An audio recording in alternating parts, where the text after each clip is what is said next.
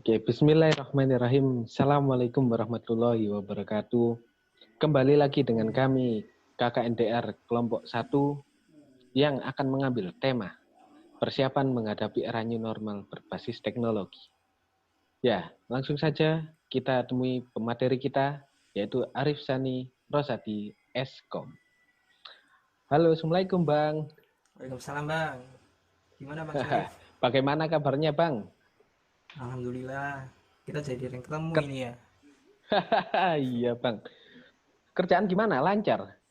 Alhamdulillah lancar. Bang, ini mau tanya ini.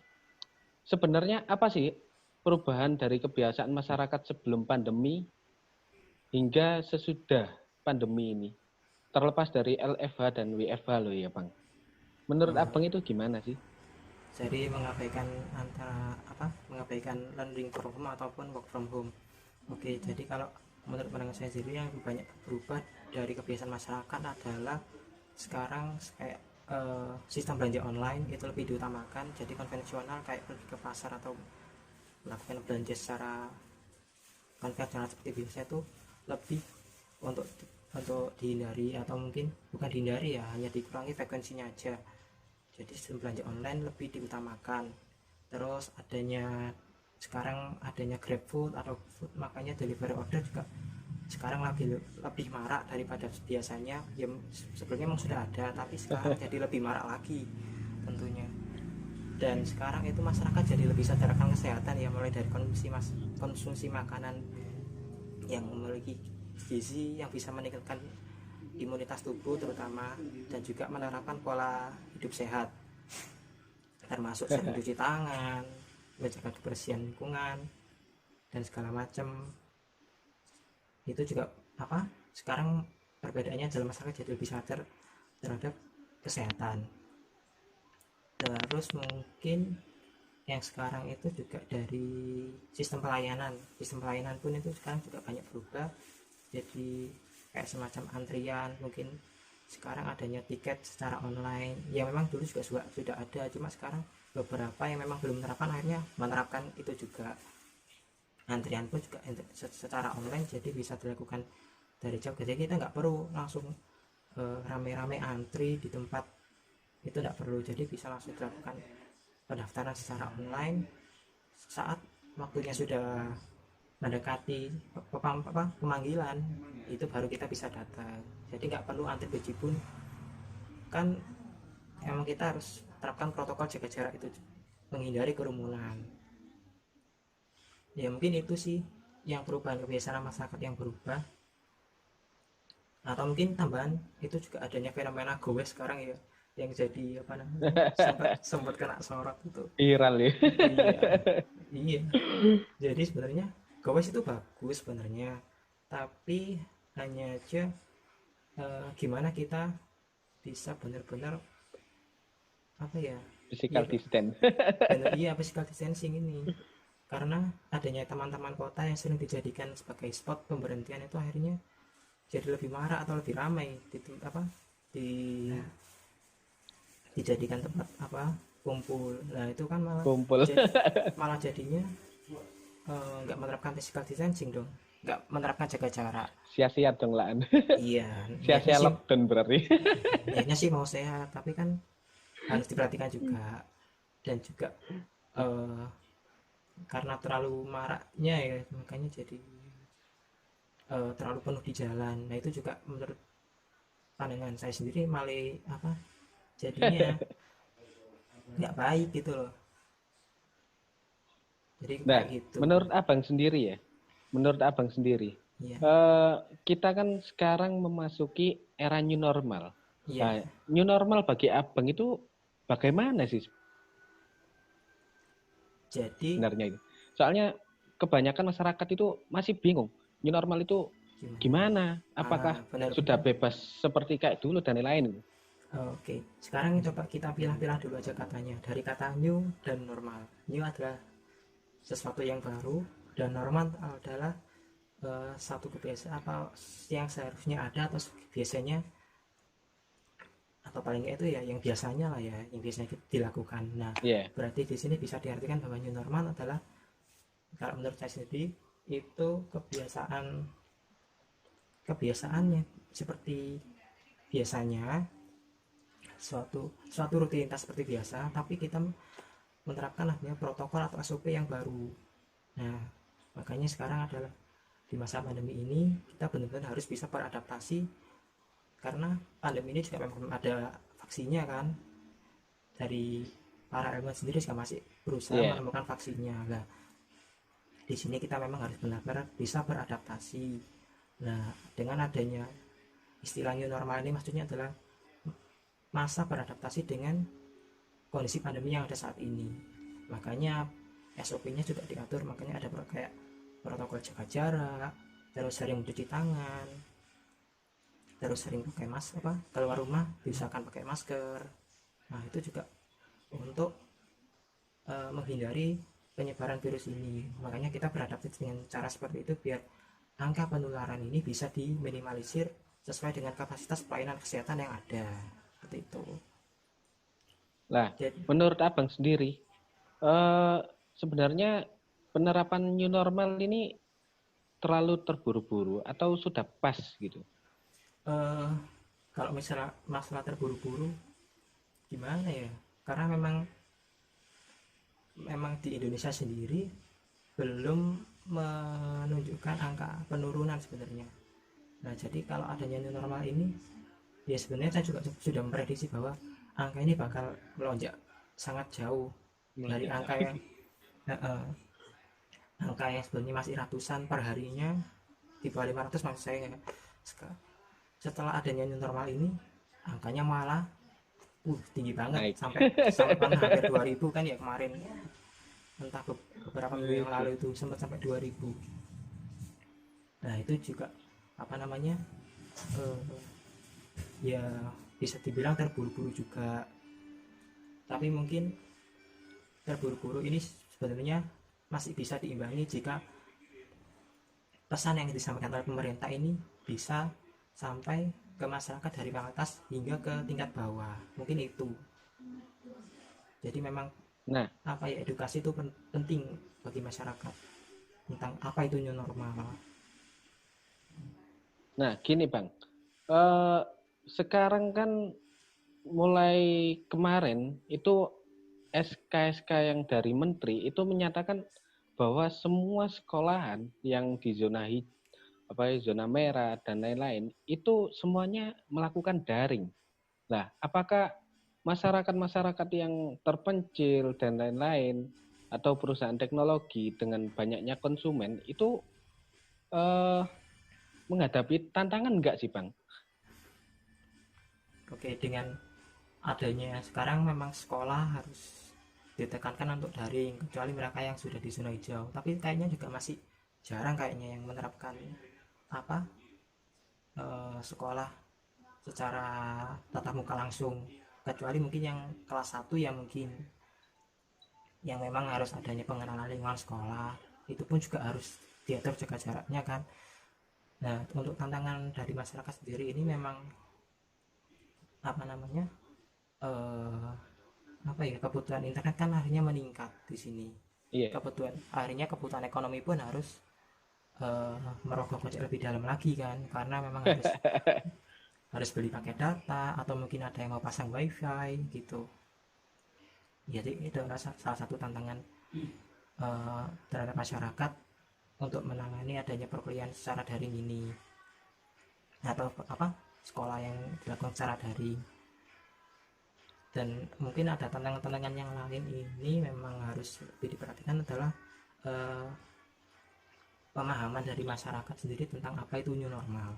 Jadi memang seperti yang saya bilang barusan, memang kesadaran apa, kurangnya pemahaman masyarakat ini memang masih kurang. Jadi mungkin maksud pemerintah itu sudah benar, tapi masyarakat ini paham nggak maksud dari new normal itu sendiri itu. Nah, kesadaran masyarakat pun juga harus lebih ditekankan. Jika memang pesan ini sudah disampaikan, kesadaran masyarakat ini juga ditingkatkan tentang penerapan protokol yang ada pada era new normal ini. Nah, makanya itu bagi mereka yang mungkin yang ngerti, bisa apa namanya, bisa biarkan tenaga medis memang mereka dengan kesibukannya merawat pasien COVID-19. Kita sebagai masyarakat juga dituntut, kalau kita paham apa itu new normal, kita edukasi masyarakat. Jadi kita bisa terjun sendiri ke masyarakat, atau mungkin orang yang ada di sekitar kita itu kita edukasi mengenai era new normal itu bagaimana, biar sama-sama pesan itu nyampe, biar pemerintah ini bisa benar-benar apa pesan yang disampaikan ini atau apa yang dimaksud dari new normal itu benar nyampe ke kalangan paling bawah masyarakat. Nah, karena memang di era teknologi. Nah, gimana Mbak? Gimana? terlepas dari tantangan masyarakat, otomatis masyarakat di era yang sekarang, di era new normal ini, yang biasanya langsung tatap muka, nggak perlu pakai laptop atau HP, akhirnya dipaksa di era new normal ini harus punya alat komunikasi seperti itu. Akhirnya kan dari perusahaan-perusahaan teknologi mengalami peningkatan permintaan dari konsumen. Nah, Ya, ini menurut Abang tantangan apa sih yang dihadapi oleh perusahaan teknologi? oke, sebenarnya untuk masalah tantangan dari itu, kalau memang kebutuhannya adalah di device, sebetulnya itu malah jadi keuntungan tersendiri ya bagi vendor-vendor smartphone yang sekarang ada, karena memang akhirnya mereka bisa merokok keuntungan lebih banyak. Tapi mungkin yang lebih jadi tantangan adalah perusahaan teknologi di bidang jaringan, terutama kayak apa namanya provider sekarang itu harus benar-benar memperhatikan infrastruktur jaringannya. Jadi harus bisa benar-benar menjangkau pelosok, karena memang kayak di pegunungan itu kan sering kita ngalami susah sinyal. Iya, Nah, itu benar bagaimana provider sekali. itu bisa bisa memperhatikan mereka yang ada di pelosok di pegunungan itu gimana sih, biar caranya eh, mereka juga bisa nih menikmati internet, karena sekarang sekolah kuliah ataupun Semua serba daring. akan bekerja juga ada yang harus dilakukan secara online atau daring dari rumah kan, Iya, gitu. Nah, itu jadi tantangan sendiri, termasuk juga apa eh, vendor-vendor wifi, biasanya nggak sebut mereknya, kita juga harus benar-benar bisa mendekatkan bandwidthnya, karena memang permintaan pada masa sekarang ini jadi lebih tinggi. Kalau memang bandwidthnya tidak ditambah atau mungkin infrastrukturnya nggak dibenahi lagi kan, ya bisa dibayangkan sendiri, akhirnya down di mana-mana. Sempat kemarin kan ngalami server down kan. down. Nah, jadi meme sampai banyak itu, tapi saya nggak sebut itu dari mana, tapi banyak yang udah tahu kok. Iya, Mungkin ya itu. sempat sih kemarin beberapa jaringan emang mengalami server down ya. Iya, Nah, ya mungkin itu. menurut Abang sendiri, ada nggak sih saran dari Abang terkait mengatasi masalah tantangan-tantangan yang dihadapi oleh perusahaan teknologi ataupun masyarakat di era new normal ini? Eh, untuk apa saran-saran, mungkin saran di masyarakatnya dulu aja ya kayaknya ya. Iya, Eh, untuk saran dari masyarakat ke masyarakat sendiri, mungkin kayak sistem pembelanjaan kan memang kita ditekan untuk online, tapi kan pembelanjaan secara konvensional juga apa kita perlu, terutama kebutuhan harian, karena nggak semua kebutuhan harian bisa dilakukan secara online. Nah, kita pasti butuh berangkat ke pasar untuk beli kebutuhan untuk harian kita. Nah, itu nanti mungkin bisa penerapannya adalah dengan eh, frekuensi belanjanya mungkin bisa nih satu kali belanja, tapi untuk memenuhi kebutuhan 1 minggu atau 2 minggu, atau mungkin bisa untuk 1 bulan, kalau memang itu kebutuhan-kebutuhan yang apa ya, pokok. kebutuhan pokok, dalam artian bukan sayuran buah-buahan kan Iya, awet. Jadi bisa seperti itu. Jadi frekuensi untuk pergi ke pasar, memang pasar kan jadi sumber penularan paling banyak nih, karena memang ya banyak kan yang perlu ke pasar itu. ya Jadi harus benar-benar diperhatikan biar angka penurunannya bisa benar-benar dicegah. Nah, terus juga apa ya, mungkin ini masalah psikologi juga. Jadi kalau bisa kita oke, kita waspada boleh, tapi jangan sampai eh, ada rasa panik berlebihan, takut berlebihan. Nah ini nanti juga Terlalu akhirnya, over. iya, akhirnya psikologi orang itu sendiri akan jadi terpengaruh. Kan orang kalau gundah gitu kan akhirnya imunitasnya jadi lemah. Jadi, nah itu juga akhirnya mempengaruhi kesehatan juga kan. Padahal kita di era sekarang ini harus benar-benar bisa menjaga kesehatan kita, dan juga mungkin pola makan diatur, apa, kurangi makanan-makanan yang sekiranya bisa eh, menimbulkan apa ya, ya pokoknya konsumsi makan yang sehat aja lah, jangan terlalu banyak junk food kayak gitu. Karena di era sekarang ini ke rumah sakit aja memang susah kadang ya, apa, Repot. pasien pasiennya bukan bukan COVID-19 kadang harus memenuhi pemeriksaan, harus mengalami pemeriksaan kayaknya orang terkena COVID-19. Nah itu nanti akhirnya jadi apa, tantangan tersendiri bagi kita agar menghindari hal seperti itu. Dan apa ya, mungkin juga kesadaran masyarakat bisa ditingkatkan seperti pakai masker, sering cuci tangan, dan bawa hand sanitizer. Usahakan hand sanitizer ini setiap orang punya, terutama mereka yang sering pergi keluar rumah. Nah itu kalau bisa bawa sendiri, jadi kan apa-apa ya penularan, apa ya, benar-benar menghindari penularan. Karena kan kalau berbagi mungkin mungkin botolnya itu bisa apa ya, kan habis dipegang siapa, nah itu nanti bisa jadi sumber penularan juga. Makanya lebih baik bawa sendiri. Dan mungkin apa ya, ditambah lagi yang memang orang yang memiliki probabilitas seperti orang yang punya gejala yang mirip dengan COVID-19 itu bisa untuk di rumah aja, jadi melakukan isolasi mandiri meskipun mereka sendiri nggak tahu mereka sebenarnya terkena atau enggak gitu. Jadi Berarti hanya kita hindari aja lah pokoknya, seperti itu. lebih baik menjaga.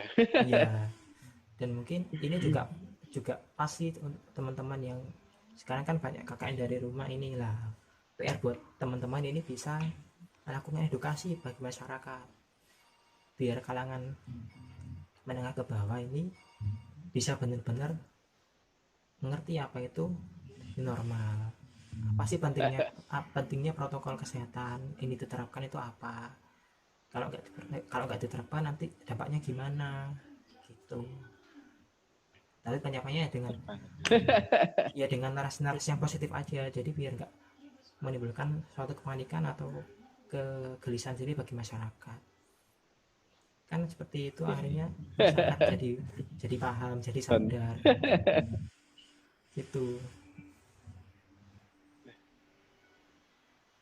Terus dari segi perusahaan teknologi, menurut Abang ada nggak sih saran-saran agar tidak mengalami kayak server down kemarin, terus ada juga kasus yang katanya kena hacker dan lain-lain, itu gimana sih sarannya? Ya, Mungkin biar masyarakat juga bisa tahu lah oke, menghindari hal-hal seperti itu. oke. Memang perusahaan teknologi sendiri baik itu yang di hardware atau di software atau aplikasi itu memang dituntut lebih inovatif, jadi bisa benar-benar memenuhi kebutuhan masyarakat ya pada saat itu juga. Karena kalau memang mereka nggak bisa dinamis mengikuti perkembangan ya akhirnya mereka kalah.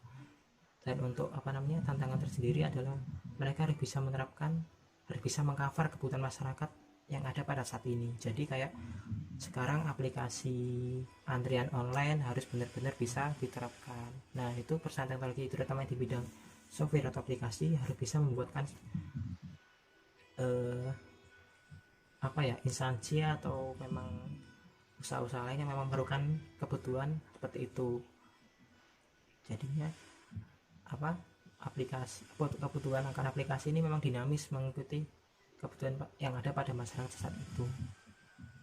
Jadi memang itu jadi tantangan tersendiri, dan mungkin dengan adanya seperti itu akhirnya SDM juga harus perlu ditingkatkan kan. Nah, itu mungkin bisa adanya pelatihan-pelatihan tersendiri bagi sumber daya masyarakat atau SDM-nya biar bisa lebih terlatih, bisa mengimbangi skill akan kebutuhan yang ada pada saat itu.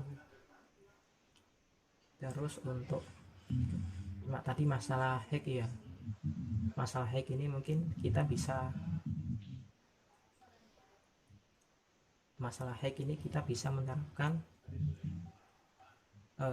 kalau memang kita pakai aplikasi, usahakan pakai aplikasi yang terpercaya seperti itu. Kayak sekarang ada Google Meet, ada Zoom. Memang Zoom kemarin sempat ada peretasan, ada peretasan. Iya. Nah, itu bisa apa namanya? Memang apa ya namanya juga masih baru. Jadi makanya memang kadang penggunaan Zoom sendiri ini masih belum apa ya? Karena masih baru sih. Tapi sekarang kan ada Google Meet. Iya, benar. Mungkin bisa pakai yang terpercaya aja lah pokoknya. Terus apa masalah data pribadi ini bisa lebih diminimalisir biar nggak sampai kesebar ke orang yang salah. Jadi juga harus memperhatikan ke apa ya, ke validitas aplikasi atau keandalan aplikasi ini gimana biar data kita nggak sampai disalahgunakan. Mungkin seperti itu. Iya. Karena kebocoran data ini sangat rentan banget soalnya. Banyak file-file privasi ini. Iya. Ya. Wah, Bang, ternyata sudah lebih dari waktu. Enggak apa-apa, enggak. Ya ini, kalau bahas era new normal ini sangat panjang. Iya. Aduh. Mungkin dari Abang ada satu kata atau dua kata untuk quote lah buat masyarakat agar di era new normal ini. Untuk quote di era new normal ini apa ya? Tetap berpikir positif aja lah pokoknya. Apapun yang kita alami sekarang ini pasti ada hikmahnya kok. Jadi nggak perlulah kita apa namanya, kok gini sih, kok aku ngalami kayak gini. Nah, itu dihindari. Kita jangan sampai negatif tinggi. Itu akan membuat apa ya, kalau kita berpikir negatif ya maka apa yang kita alami ya negatif terus gitu. Jadi tetap positif tinggi aja. Jadi anggap aja ini adalah sebuah pembelajaran bagi kita, karena kita juga bisa apa, karena kita juga mengalaminya sama-sama. Kita saling menguatkan, tetap positif thinking. Semua ini pasti berakhir karena memang sudah waktunya. Amin. Gitu aja. Ya, terima kasih Bang atas waktunya. Sama-sama. Jadi untuk masyarakat semuanya tetap berpikir positif agar imun kita tidak terpengaruh menjadi down. Media-media yang menyuarakan hal-hal yang negatif jangan dihiraukan. Ya, jangan kita sampai terprovokasi. Ya. Jadi mungkin itu saja dari KKNDR kelompok 1. Oke, kami mohon undur diri. Terima kasih Bang Sani. Semoga keluarga sehat dan amin. Makasih Bang doanya Bang. Pandemi ini segera berakhir. Terima kasih.